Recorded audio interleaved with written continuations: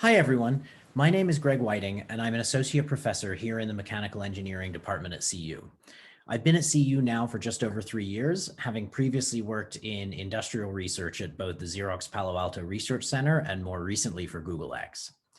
So at CU, I manage the Boulder Experimental Electronics and Manufacturing Lab. In my lab, we're primarily interested in using additive manufacturing to make electronic devices and systems. You're probably familiar with 3D printing, which is mostly used to make structural objects. However, in my lab, we're really interested in expanding the kinds of things that can be made with printing to include electronic devices.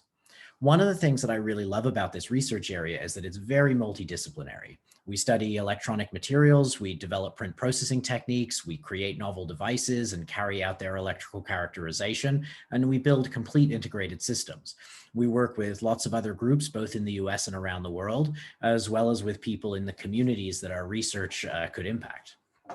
So an example of an area we're working in is developing distributed electronic systems for monitoring soil and plant conditions.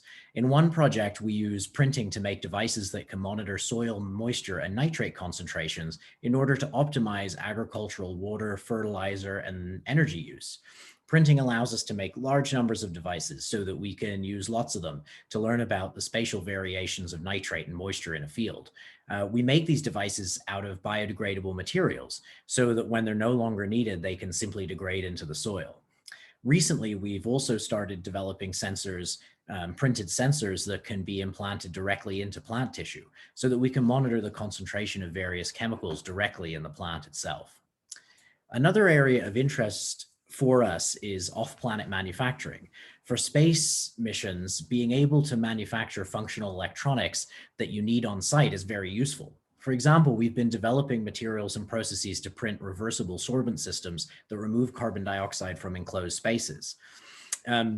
In fact, in next week, a few of the students from my group are going to be going to Florida to take one of our experiments on a parabolic flight in order to simulate lunar, Martian, and microgravity conditions so that we can better understand how these conditions impact the printing processes. An additional benefit of printing is that we can process materials on a variety of substrates, such as fabric or flexible plastics. We're using this, for example, to create flexible control electronics for soft muscle-like actuators in order to enable the fabrication of complete soft robotic systems. Printing also gives us a wide design space, which enables fabrication of geometries that would otherwise be difficult to make. We're also studying computational design approaches, for example, to optimize electric machine parts that could be used in, say, wind turbines.